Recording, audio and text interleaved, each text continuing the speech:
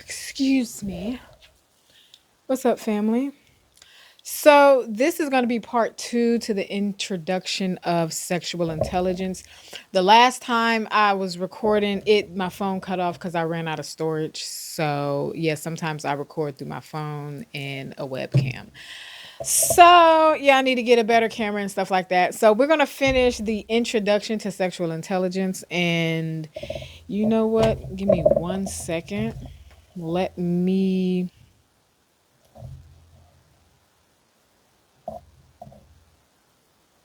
Oh, fuck it. Never mind. But okay, so we're going to go ahead and read the rest of the introduction to see what else might be in this book. So, where we left off. In this book, you'll meet more than these dozens of. Wait, you know what? I have an issue with the glasses every time. They're just a little too blurry. All right. In this book, you'll meet more than 3 dozen of my patients.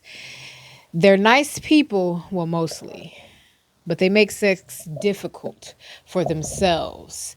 They make it about being normal, about hiding, about romance, about being young, about perfection, about being womanly, about desperately trying not to fail. Oh my God.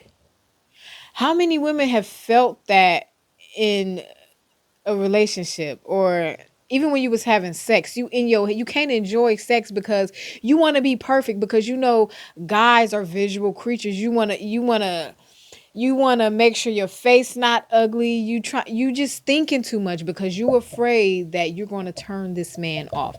A lot of women experience that. A lot of women who care about male validation experience that.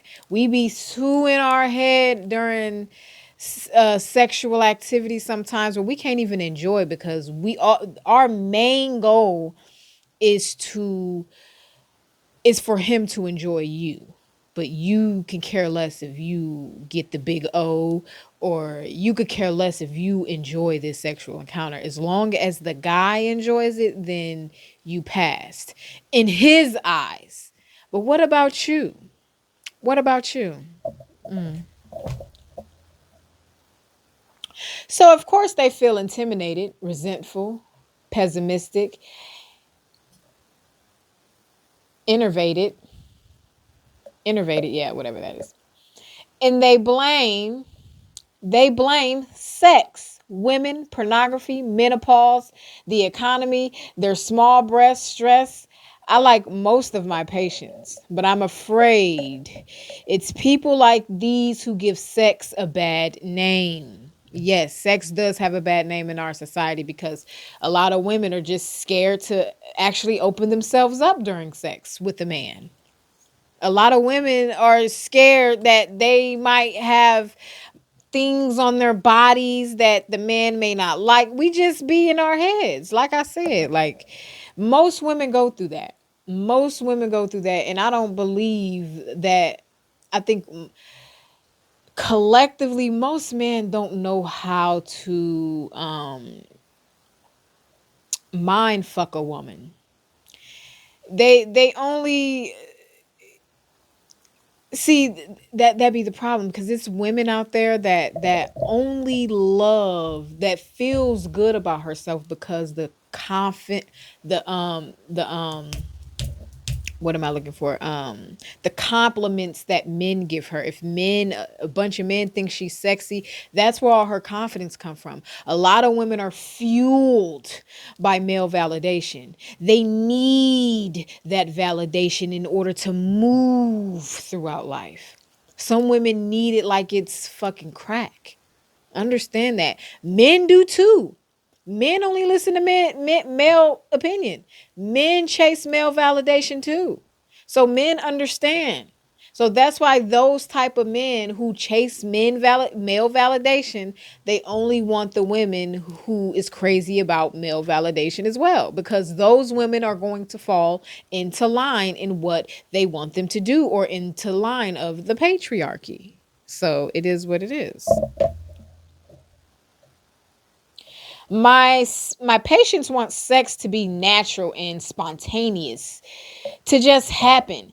Many reject the idea of putting effort into creating adult sex, so they just retreat into adolescent sex, affairs, romance novels, internet chat, constant pornography, low desire.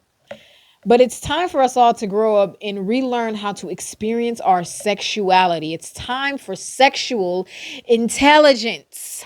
What is that? Sexual intelligence, information plus emotional skills plus body awareness. So, yeah, information plus emotional skills plus body awareness equals sexual intelligence. Yes. Here's a preview of this idea. Sexual intelligence is the ability to keep sex in perspective, regardless of what happens during sex. So, see, that be the problem. So, if sometimes a woman, I'm telling you, this has happened to me. Sometimes a man can be penetrating you and you feel cramps in your ass. You feel cramps, and all you need to do is fart. That cramp is going to go away. That's all you need. But you don't want to fart because you don't want to fuck up the whole experience, because you know that this man might get turned off. So you are putting yourself in harm's way by holding that fart in, when you know that if you just let it out, it'll be a huge relief and sex will be normal. But it's the fact that this man might get turned off that's keeping me to keep this fart inside of my ass. So women go through this. This is what women go through, because a lot of dudes don't make us feel comfortable enough to open ourselves up sexually to them. A lot of this sex be surface level sex. Don't nobody want that. Well, me, I don't want that. I need that deep shit. That sex that we can possibly manifest off of. So, yeah. That's how it is. That's in women's reality. That's women's reality. How many of y'all did that during sex, ladies? Where you held a fart in because you didn't want to turn that man off? You know, you ain't gonna be like this forever, ladies. One day you'll grow and you'll be like, man, I don't give a fuck. If you don't want to fuck me after this fart, then get the fuck out. Move around. I'll leave. It is what it is. I'm not gonna care about a man's opinion. I don't care how he felt, how he trying to make me feel like I'm funky or whatever. You was just eating my asshole. I accidentally farted in your fucking mouth. I'm sorry, babe. I'm sorry. Give me another chance. Okay. So, like I said, here's a preview of this idea. Sexual intelligence is the ability to keep sex in perspective regardless of what happens during sex. To get more out of sex, we have to change. To change, we need a different perspective. Sexual intelligence is that perspective. So sexual intelligence is that perspective. And what sexual intelligence is information plus emotional skills plus body awareness. Sexual intelligence is useful in different ways at different times of life. In our 20s, in exploring the sexual world, in our 20s, in exploring the sexual world, in our 30s, in bonding with a partner and establishing a sexual rhythm, in our 40s, in tolerating and adapting to change, in our 50s, in saying goodbye to youthful sex, in our 60s and beyond, in creating a new sexual style. So mugs are still fucking in their 60s. Is it fun? I want to know. Is it fun? Is the cooter cap more wet when you in your 60s? I assume it is. I don't know how menopause work, but hey, Is it fun? Like, is y'all still enjoying sex? I think I still want to enjoy sex in my 50s and 60s. So what I'm gonna do is make sure I take care of myself so that I could do that. I'm still gonna enjoy sex because I like sex. I love sex. As y'all can see, um sex is like one of my favorite topics to talk about. I love to talk about sex. So when one of my friends sent me this book, I'm like, okay, this is cool. This is cool because you read in my mind, woman. But anyway, um this is good news. It helps explain why you may not have been able to improve sex because you haven't been changing paradigm. And it should give you hope that there's something you haven't tried that might work, right? So trying new things. The older you get, you might have to try new things. I think people think that the older they get, they still have to be able to fuck like young people. And you don't. That's because a lot of dudes or even women, they fuck younger people. So in those younger people, they have all that energy and stuff. So you think sex is supposed to always feel like that. No. Sex only feel like that with the youngins. But the older you get, it kind of slows down, and sometimes the youngins make the older ones feel young again. So everybody got their reasons for why they have a specific um I'm forgetting these words, preference. So the sexual intelligence perspective predicts and explains some of the key features of contemporary sexuality. Why Viagra doesn't help a lot of people, even though it gives them erections. Why learning new positions doesn't improve frustrating sex. Why desire problems are the most common issue people bring to sex therapy. Why desire problem why desire problems Wait, why desire problems are sex therapy's unresolved treatment challenge?